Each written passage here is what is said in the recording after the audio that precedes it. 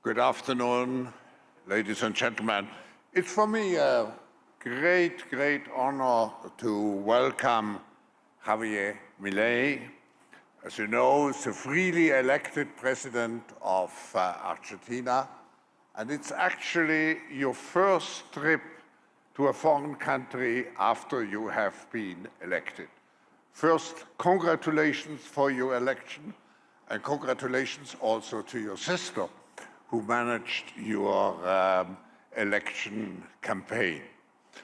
I think you, sometimes people would say with more radical methods, but you introduce a new spirit to Argentina, making Argentina much more related to free enterprise, to entrepreneurial activities, also to bring Argentina back to the rule of law. So we have a very extraordinary person among us today, and of course we are all eager to listen to you, and again a very cordial welcome to the World Economic Forum.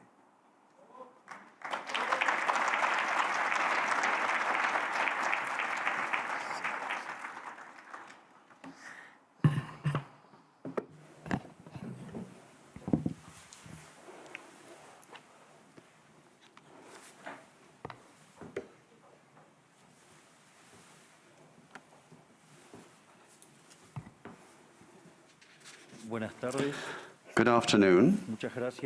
Thank you very much. Today, I'm here to tell you that the Western world is in danger. And it is endangered because those who are supposed to have to defend the values of the West are co-opted by a vision of the world that inexorably leads to socialism and thereby to poverty. Unfortunately, in recent decades, motivated by some well-meaning individuals willing to help others, and others motivated by the wish to belong to a privileged caste, the main leaders of the Western world have abandoned the model of freedom for different versions of what we call collectivism. We're here to tell you that collectivist experiments are never the solution to the problems that afflict the citizens of the world. Rather, they are the root cause. Do believe me, no one better placed than us, Argentines, to testify to these 2 points. When we adopted the model of freedom back in 1860, in 35 years we became a leading world power. And when we embraced collectivism over the course of the last 100 years, we saw how our citizens started to become systematically impoverished, and we dropped to spot number 140 globally. But before having the discussion, it would first be important for us to take a look at the data that demonstrate why free enterprise capitalism is not just the only possible system to end world poverty, but also that it's the only morally desirable system to achieve this. If we look at the history of economic progress, we can see how between the year 0 and the year 1800 approximately, world per capita GDP practically remained constant throughout the whole reference period. If you look at a graph of the evolution of economic growth throughout the history of humanity, you would see a hockey stick graph, an exponential function that remained constant for 90% of the time and which was exponentially triggered starting in the 19th century. The only exception to this history of stagnation was in the late 15th century with the discovery of the American continent. But for this exception, throughout the whole period between the year 0 and the year 1800, global per capita GDP stagnated. Now, it's not just that capitalism brought about an explosion in wealth from the moment it was adopted as an economic system. But also, if you look at the data, what you will see is that growth continues to accelerate throughout the whole period. And throughout the whole period between the year 0 and the year 1800, the per capita GDP growth rate remained stable at around 0.02% annually, so almost no growth.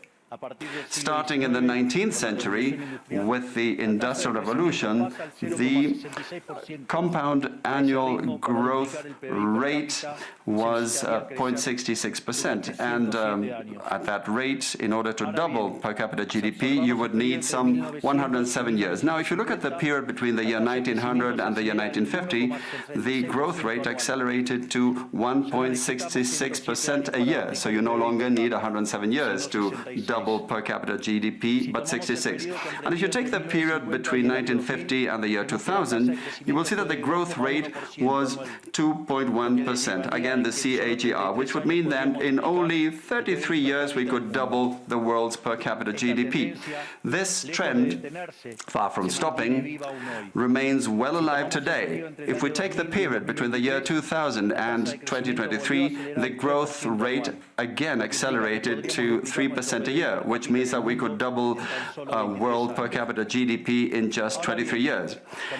That said, when you look at per capita GDP since the year 1800 and until today, what you will see is that after the Industrial Revolution, global per capita GDP multiplied by over 15 times, which meant a boom in growth that lifted 90% of the global population out of poverty. We should remember that by the year 1800, about 95% of the world's population lived in extreme poverty, and that figure dropped to 5% by the year 2020, prior to the pandemic. The conclusion is obvious.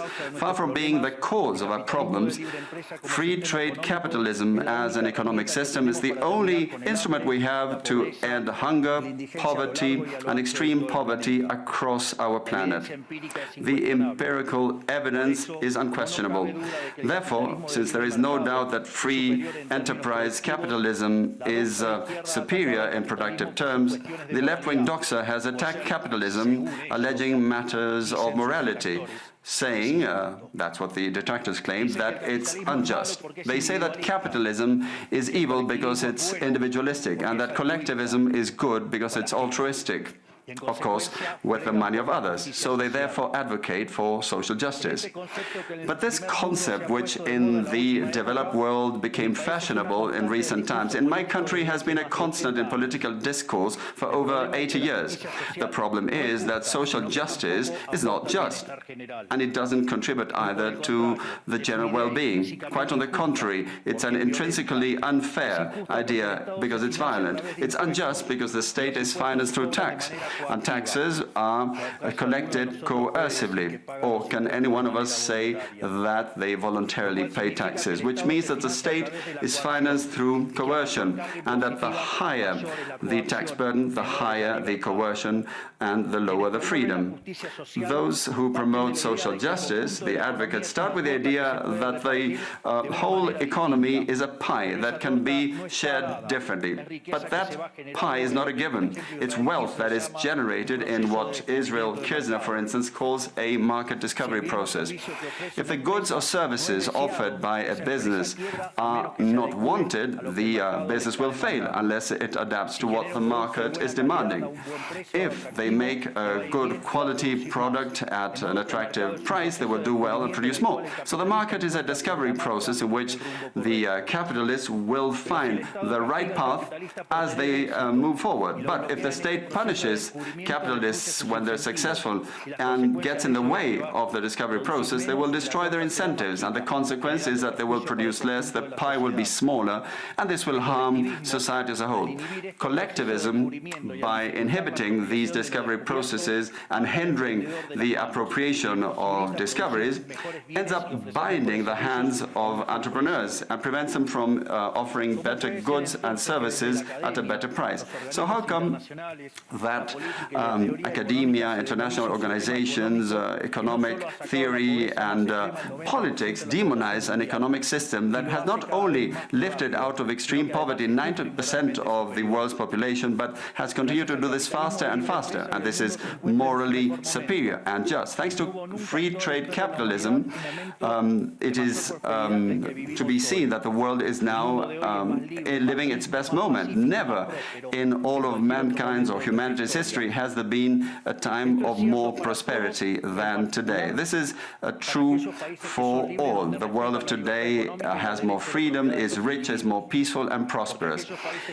And this is particularly true for countries that have more freedom and have economic freedom and respect the property rights of individuals, because countries that have more freedom are 12 times richer than those that are repressed, and the lowest decile in terms of distribution in free countries are better off than 90% of the population of repressed countries, and poverty is 25 times lower, and extreme poverty is 50 times lower. And citizens in free countries live 25% longer than citizens in repressed countries. Now, what is it that we mean when we talk about libertarianism? And let me quote the words of the greatest authority on freedom in Argentina, Professor Alberto Venegas Lynch Jr., who says that libertarianism is the unrestricted respect for the life project of others, based on the principle of non-aggression, in defense of the right to life, liberty and property.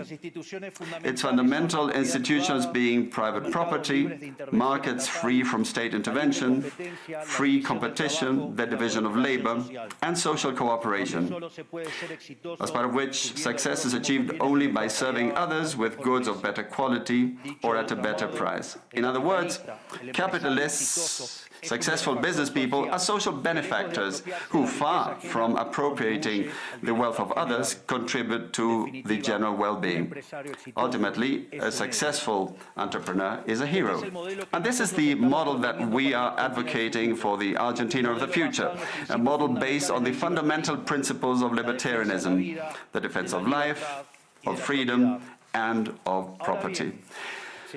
Now, if free enterprise capitalism and economic freedom have proven to be extraordinary instruments to end poverty in the world, and we are now at the best time in the history of humanity, it is worth asking why I say that the West is endangered. And I say this precisely because in those of our countries that should defend the values of the free market, private property, and the other institutions of libertarianism, sectors of the political and economic establishment, some due to mistakes in their theoretical framework and others due to a greed for power, are undermining the foundations of libertarianism, opening up the doors to socialism and potentially condemning us to poverty, misery and stagnation. It should never be forgotten that socialism is always and everywhere an impoverishing phenomenon that has failed in all countries where it's been tried out. It's been a failure economically, socially, culturally, and it also murdered over 100 million human beings.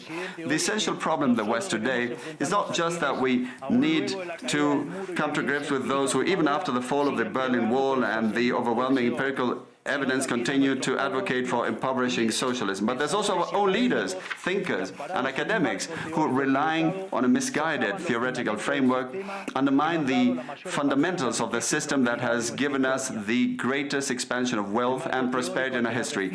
The theoretical framework to which I refer is that of neoclassical economic theory, which designs a set of instruments that unwillingly, or without meaning to, ends up serving the intervention by the state, socialism and social degradation. The problem with neoclassicals is that the model they fell in love with does not map reality, so they put down their mistakes to supposed market failures rather than reviewing the premises of the model. On the pretext of a supposed market failure, regulations are introduced which only create distortions in the price system, prevent economic calculus, and therefore also prevent saving, investment and growth.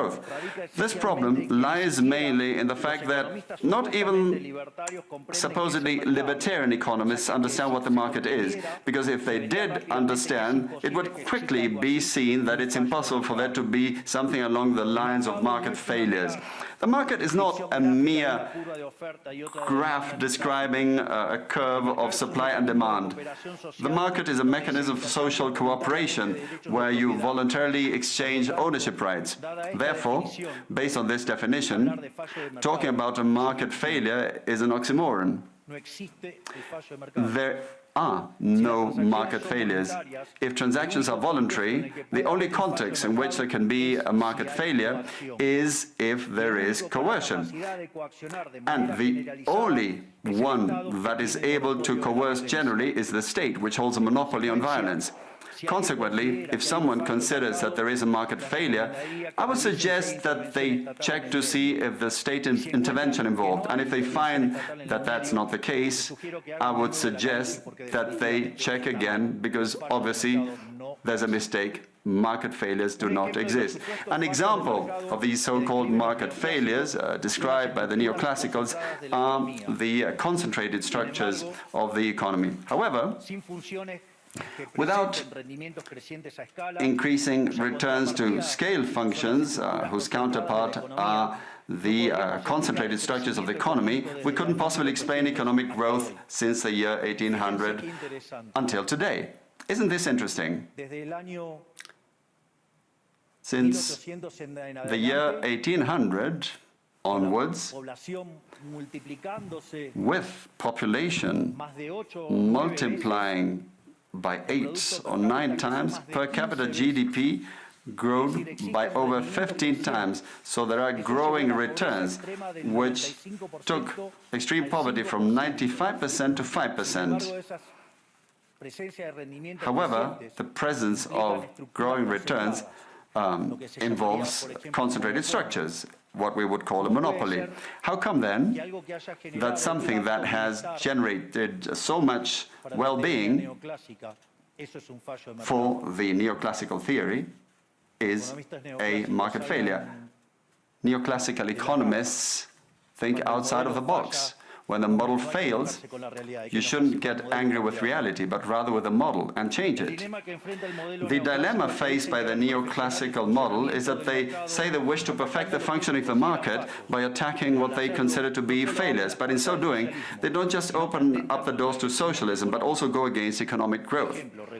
An example, regulating monopolies, destroying their profits and destroying growing returns automatically would destroy economic growth.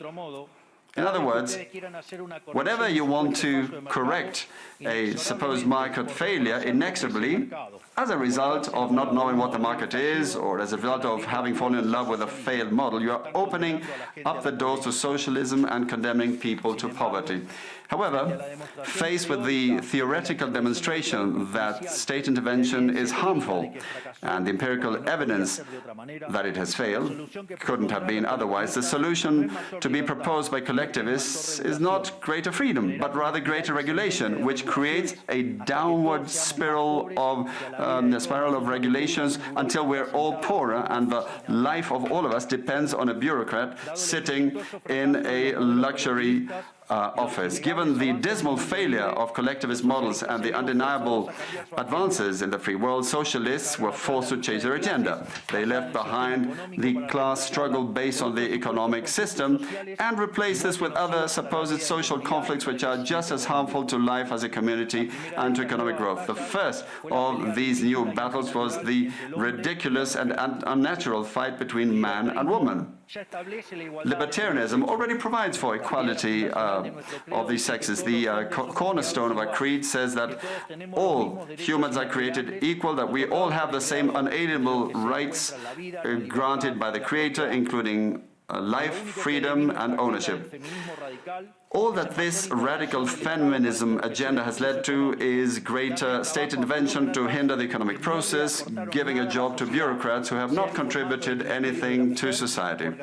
Examples, ministries of women or international organizations devoted to promoting this agenda.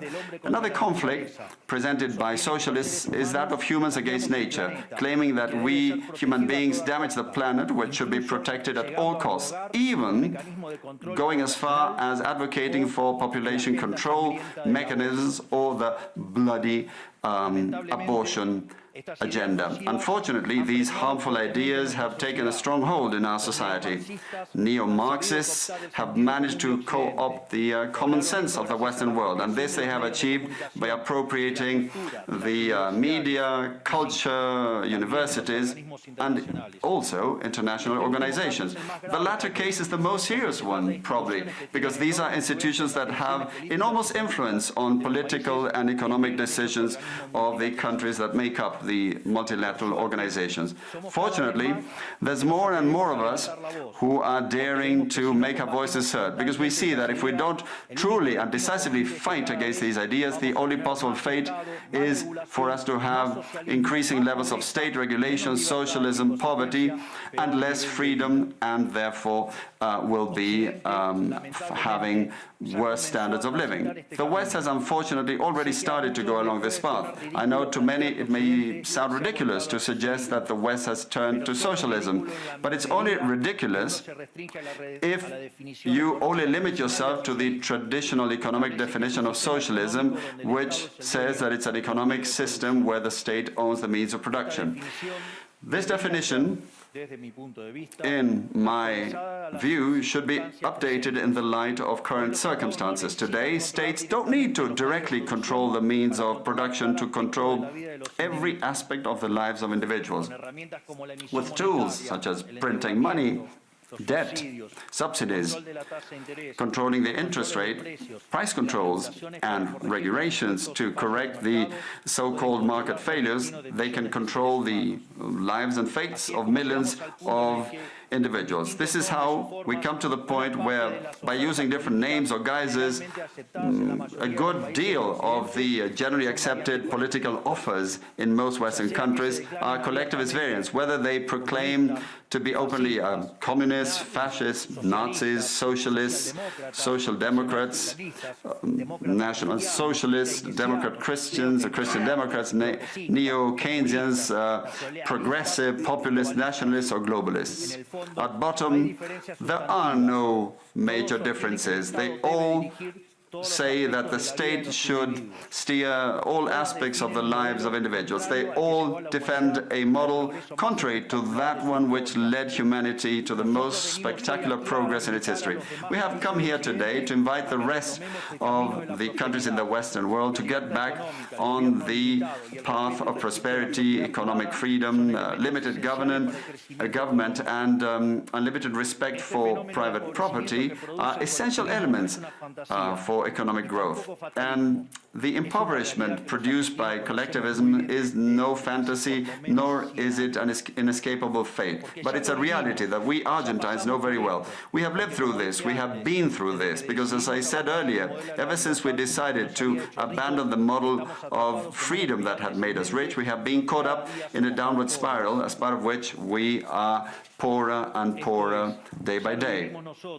So this is something we have lived through, and we are here to warn you about what can happen if the countries in the Western world that became rich through the model of freedom stay on this path of servitude. The case of Argentina is an empirical demonstration that no matter how rich you may be, or how much you may have in terms of natural resources, or how skilled your population may be, or educated, or how many bars of gold you may have in the central bank, if measures are adopted that hinder the free functioning of markets, free competition, free price systems, if you hinder trade, if you attack private property, the only possible fate is poverty. Therefore, in concluding, I would like to leave a message for all business people here and for those who are not here in person but are following from around the world. Do not be intimidated either by the political class or by parasites who live off the state. Do not surrender to a political class that only wants to stay in power and retain its privileges. You are social benefactors, you're heroes, you're the creators of the most extraordinary period of prosperity we've ever seen.